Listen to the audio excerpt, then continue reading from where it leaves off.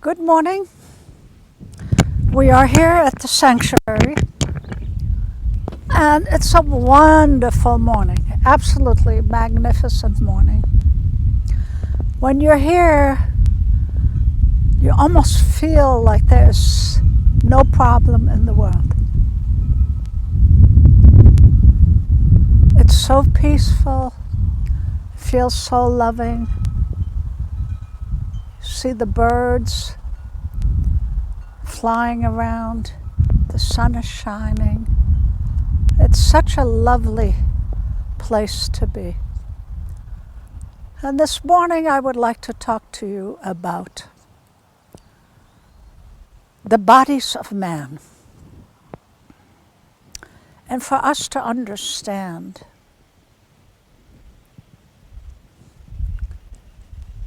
how we are thinking, etc. So let us begin, though, today with our prayer to world peace.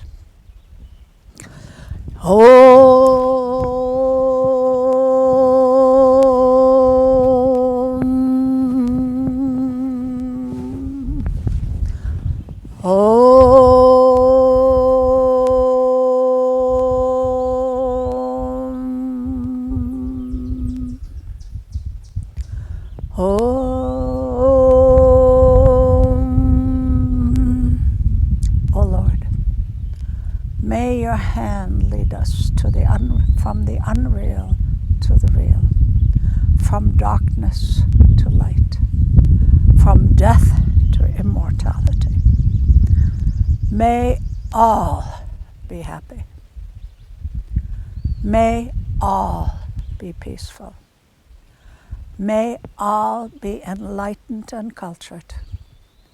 May all attain perfection. May peace be established in the three bodies of man. May peace be established in the three worlds. May peace be established everywhere. May truth be our religion. May service be our worship. May knowledge be our breath. May the whole world be our family. May yoga and meditation be our way. May our eyes see happy and noble things. May our ears hear happy and truthful words. May our tongues be sweet and truthful. May our bodies be divine instruments. May noble thoughts come to us from all corners of the universe. May we never leave God. May God never leave us. Om peace and love. Om peace and health. Om peace and enlightenment.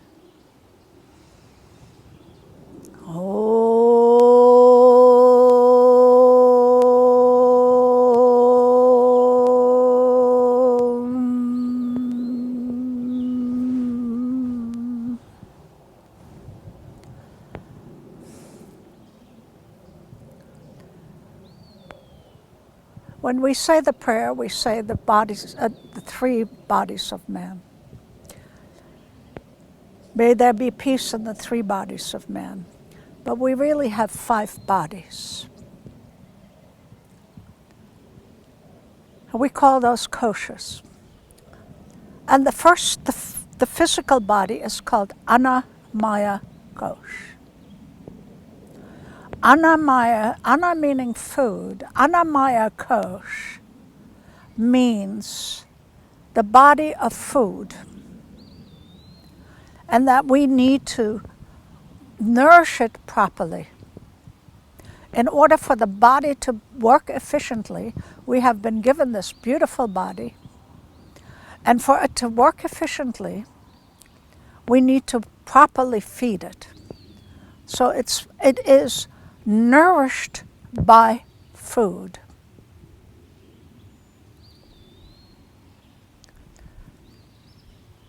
Diseases of the body, food is medicine. And if we do not properly nourish it, then we have diseases. But we also have the next part from this body, Pranamaya Kosh. Prana is energy. And Pranamaya Kosh, we need to understand, that goes together with Annamaya Kosh. The two we have to put together practically. Prana is energy. Prana is vital energy. Without prana, the body could not live. Every cell in your body, every atom has prana. And prana is vital energy that we take in through our breath. It is attracted through breathing, through health, through vitality. It is also attracted by how our mind set is. And so, since every cell has prana, to maintain health of the physical body, we also need to maintain health of the prana within the body. That's why it's very important that the physical body and the prana body are put together. That's why we call them almost one body, but we have to see them separately. Put them together and understand that without the vital energy, we do not function properly. And that vital energy can be diminished through our mind as well as through our physical activity, and through our breath, and through our food. So let's examine prana in our physical body. Number one, every single atom has space in it. Now we know that's not solid, it has space. What is that space? In the ancient text, the Eastern text, it's called consciousness. What do we equate with consciousness? We equate consciousness with the divine, with the Supreme Creator. So every cell has consciousness. And every cell has its own entity.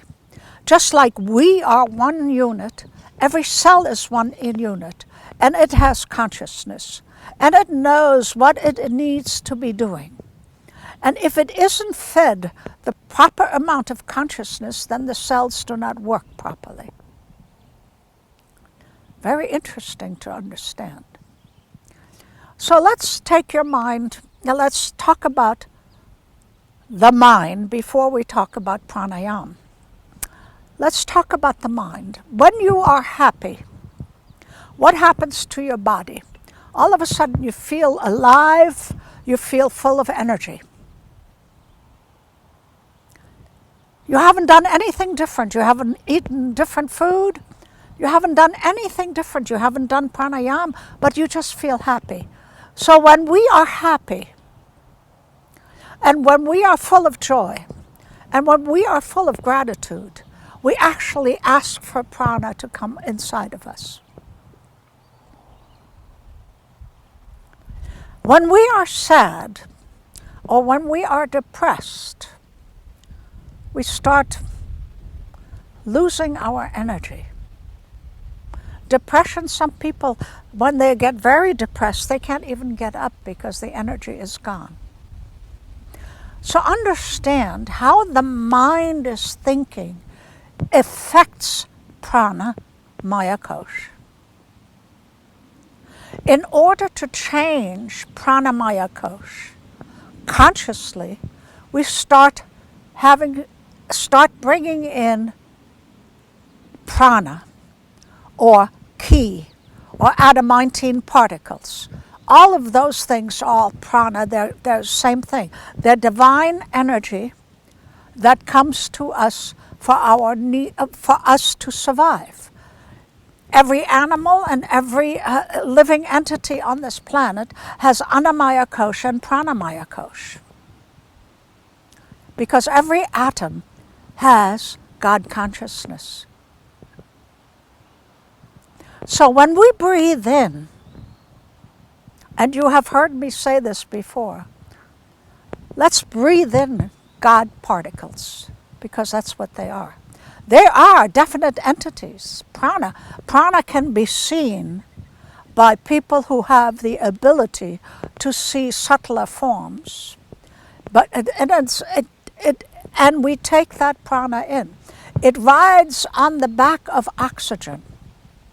So anytime you're doing physical exercises and you're using your body, you automatically increase your prana intake through your breath and through the movements, through the skin, through everything. The prana doesn't only come through breath, it comes through, and if we are eating healthy, nourishing foods, then prana comes through the food as well. Not processed food, but simple foods. Simple foods meaning one item, not necessarily fresh food, not necessarily uncooked, but not processed. The minute you process food, you lose the prana that the food has to offer us. Similarly, when we drink from bottled water, the bottles we have not filled, the water has no more prana in it. The prana has dissipated. That was initially in the water has dissipated. So I have a suggestion that if you need to take water, fill your own water bottles. Plus, prana is destroyed through the plastic when it gets, when sun hits it or it warms up. The plastic releases toxins. So do not use bottled water unless you absolutely have to. Fill your own water bottle. If you don't like what the cities give you, get a filter. That is the best way to get proper water. Okay? So, prana is through food, through breathing, through exercise. So these are all very important to understand how our physical body works. So prana and pranamaya kosh and annamaya kosh needs to be almost into one, but we need to think of it separately. It is represented in the mythology as Shiva and Shakti. Shiva is dead and Shakti brings life. Shakti meaning energy, prana. So Shiva and Shakti are one unit. And you will see when we talk about Kundalini Yoga, the way Mataji explained the Anya Chakra, which with the two sides, is that there is, and this is very commonly seen in the East, where Shiva is half the body and Shakti is the other half. So you have Shiva and Shakti as one unit. Similarly, prana and physical body are one unit and need to be taken care of individually. Each cell has cellular memory. Each cell also has consciousness and is a separate entity. So understand that. And if we do not nourish, if I don't give you the tools to do the work that you need to be doing, then you can't do the work. Similarly, if we do not give the tools to the cells in our body, they cannot do the work. And the tools we need to give is through food and prana. So be aware and be very conscious about the food that you're eating. Food is medicine. After pranamaya kosh, we have manomaya kosh. Manomaya kosh has the intellect.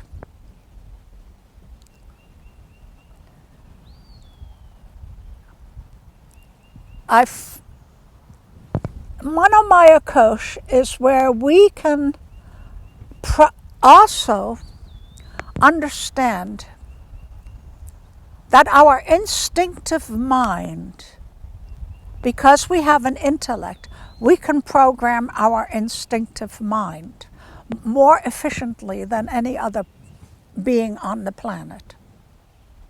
Okay. So Manomaya Kosh is where the intellect resides. It is also where the ego resides. And it's our mind. Mano meaning mind, Manomaya Kosh. And let us examine our instinctive mind. I think this is very important to examine. Our instinctive mind can be trained. We are trained as a child to walk. Once we have learned to walk, we do not need any more conscious effort to do so. We are trained to ride a bicycle. And once we do so, we don't have to think about it anymore. We get on the bike. Similarly, with driving, we are trained to drive. And once we get into the car, the driving becomes almost automatic. Have you never been in the car and driven,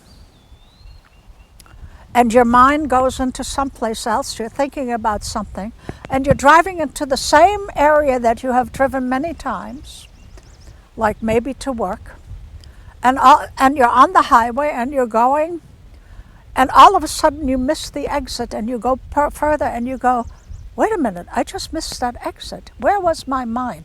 Who was driving? Our instinctive mind was driving. Once the instinctive mind is trained, it cannot be untrained very easily. We need to understand that. Our instinctive mind has also all the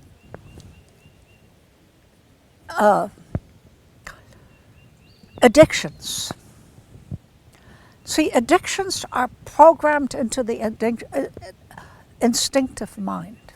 And to untrain an instinctive mind takes a tremendous amount of effort. Once you have learned to drive, I remember I started driving with a stick shift. And then I went to automatic. And 30 years later, I was asked to drive a stick shift, and I said, I don't think I can possibly do that. And I got into the car, and it was necessary that I go, and I'm looking, and I'm shifting. And just 1, 2, and all of a sudden, it became right back as if I have been driving stick shift the entire time. That is the instinctive mind. And so addictions have the same thing. They go into the instinctive mind. Any addiction, be it food, anything that we do. Once they go into the instinctive mind, they're very hard to change. And our intellect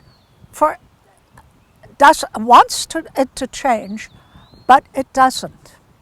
What does it take in the mind to make changes? Or what does it take in the mind to gather things that we want?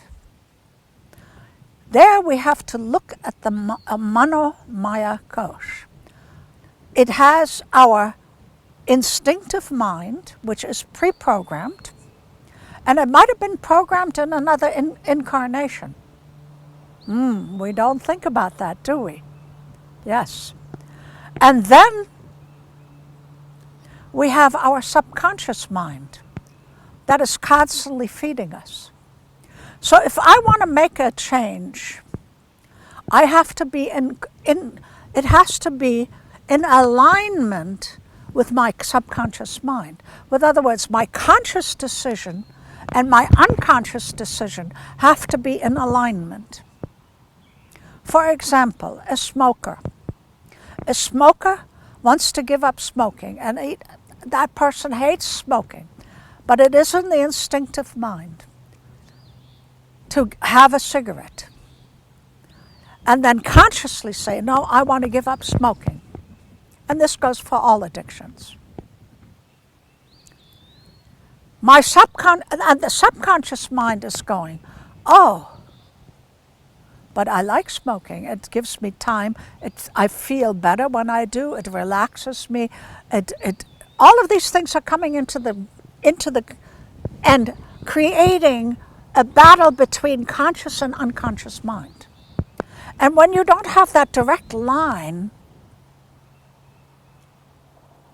then it's very difficult to give up smoking. And in AA, you learn that never to touch another drink, because the subconscious mind immediately will go back to its initial thing. Similarly with smoking, the subconscious mind will,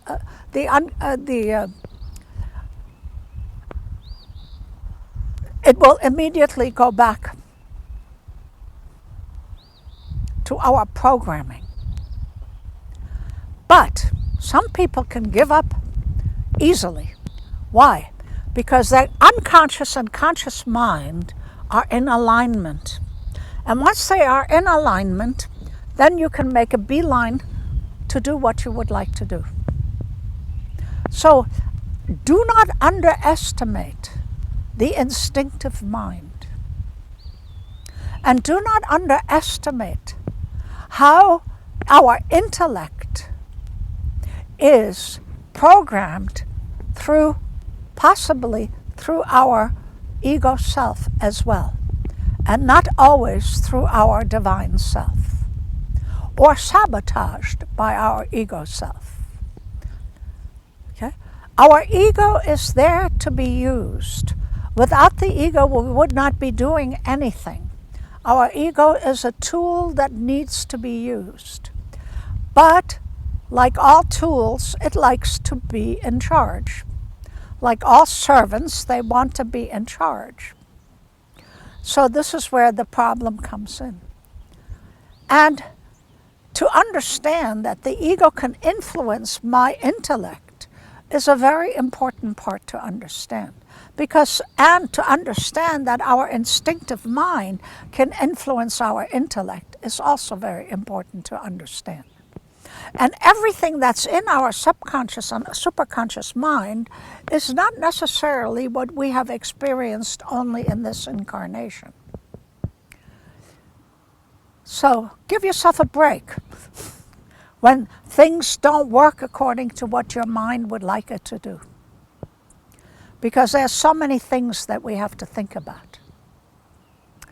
But how do we come into being able to change what is in our Manomaya Kosh? We come to the next one. It's called Vigyanamaya Kosh. Vig is superlative, Gyan knowledge. Vigyanamaya Kosh. Vigyanamaya Kosh comes through the heart center. When we use Vigyanamaya Kosh, we ask our higher self to come in through us to process or do what we would like it to do. Anytime you are creative, in any creative endeavor, be it, we have these bugs going all over, any creative endeavor that no matter what, it can be art, it can be science, it can be geometry, all of these things are creative. When you do a creative effort, you need intuition. Intuition comes through you from your higher self through the heart center. We usually equate it with something that we get through the gut, but it actually comes through the heart center. That is Vigyanamaya Kosh, where we ask our higher selves, our soul selves, our divine essence to filter through and to reprogram our instinctive mind, we need to utilize our higher essence. So what does that mean? That means, in other words, simply said, and AA talks about that as well, simply said, I give this problem over to my divine, my higher self, or to God, either one. I give this problem over because my intellect cannot solve this problem. I need help. I need help from my I am presence. That aspect of me that is beyond my soul star. That aspect of me that is very closely related to God. That aspect of me that is connected to the divine. Because I could not exist unless I was connected to the divine. And so to reprogram our Manamaya Kosh and our subconscious mind and our unconscious, we need our higher self to do so. And here is how to develop the ability to utilize Vigyanamaya Kosh. Anytime that you feel compassion, you're automatically using your higher self. Your soul self is coming through. Your spirit is coming through. Anytime you feel gratitude, your spirit is coming through. Anytime you are creative, your spirit is coming through. Any time that you do something for someone else and help them, your spirit is coming through. So how to develop these qualities? Number one, be creative. Take up a creative art so that you begin to become aware of your intuition.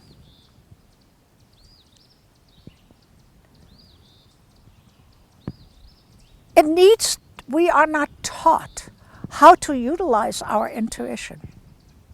When you take children and you allow them to be creative, either in dance, music, art, science, whatever, if you take the child as that, they begin to develop their intuition. And they begin to use it because it is our inner self that's coming out in creativity. Our inside knowledge, our divine knowledge. It's also how we can be and do our dharma. And so if you develop the Vigyanamaya Kosh, you will automatically develop and ask to do the thing that you love most. To do what you love most. Because when you do what you love most, that is your dharma. That is the reason you came. And then once you do what you love most, then go out and just full force do it. And the universe will provide and open up avenues and synchronicities that you can go further with it. Because then you are utilizing your highest potential. And your highest potential does not come from the mind. It does not come from Manamaya Kosh, because the highest potential comes through the heart center, through Vigyanamaya Kosh. Manamaya Kosh takes everything that Vigyanamaya Kosh has and then runs it through the intellect, which is governed by the ego. That's why they say to you, when you go for a test, they say, always give the first answer, because that comes straight through. Then once your mind gets hold to it, you go, should this be right, that be right, or whatever, and you don't know. So those are the three bodies of mind that need peace. So we add Annamaya Kosh and Pranamaya Kosh as one, Manomaya Kosh as number 2, and Vigyanamaya Kosh as number 3. But really that's the fourth body. Now, the fifth body is Anandamaya Kosh. When we meditate and we leave this physical body behind, and we're deep in meditation, and it might only happen for a second, and we go into our Anandamaya Kosh, it is pure joy and bliss. Because God is joy, God is bliss, God is love. And if you feel joy and beauty, if you feel joy, beauty, love, Anandamaya Kosh has been tapped. And so when you come back from that, maybe just 1 second or 1 minute or just a split second of reaching Anandamaya Kosh, your heart is wide open. You don't even know that you reached it, but you feel so full of joy and love, and you have no idea. That's a feeling that you have never had before. A feeling that is so unusual that we do not experience. And when we are in that feeling 24/7, then we are self-realized. And we all have to go back to and utilizing all of our koshas. Now, Anandamaya Kosh, and we say the soul is supposed to be in charge of the rest of the koshas. Anandamaya Kosh gives you energy for Vigyanamaya Kosh.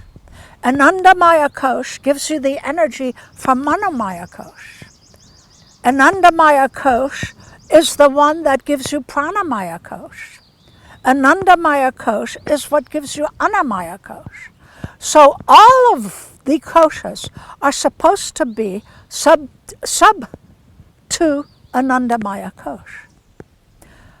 But many times Annamaya Kosh overtakes. So you're on a diet and you see the chocolate cake. You know, oh, my mind knows I'm not supposed to have it, but my body is craving that chocolate. What happens? The body has taken over. And this is a simple example, but we see that. Or, I don't want to be greedy, but I need this, I need that. The mind has taken over. It has not been processed through Anandamaya Kosh. So do you understand how important it is to separate our mind and to separate our physical, mental, prana or vital energy, and most importantly, understand Vigyanamaya Kosh. And so what I'm asking you to do is to take time out. Maybe you can't do it every day, but yes, you can. But at least once a week to do something that is very creative for you. Some people dance, some people play music, some people work on arithmetic. When I watch this person that has that talks about arithmetic, 108, I forgot the name of it. He is so full of joy when he explains geometry, because geometry is absolutely fascinating. So he is full of joy when he's talking about it. So it's not necessarily a creative art that we think is creative. Everything is creative. Every little thing that we do can be creative. Even the most mundane things, we can put creativity into it. And you know that if you put creativity into your cooking, it comes out beautiful. And that's how chefs do these wonders with food. It is creativity. You are using your Vigyanamaya Kosh. You're coming through your Vigyanamaya Kosh, which is held together by Anandamaya Kosh. So that is what I would like you to start practicing. And once you use Vigyanamaya Kosh frequently, you will see that if you're not treating your physical vessel properly, the creativity stops flowing. And so that is a wonderful way to start. And with this request, I will leave you this morning, on this beautiful morning, here upstate in the City of Light Sanctuary, in our sanctuary, that all of you can come. And I hope that you do. Hari Om Tat Sat. Om.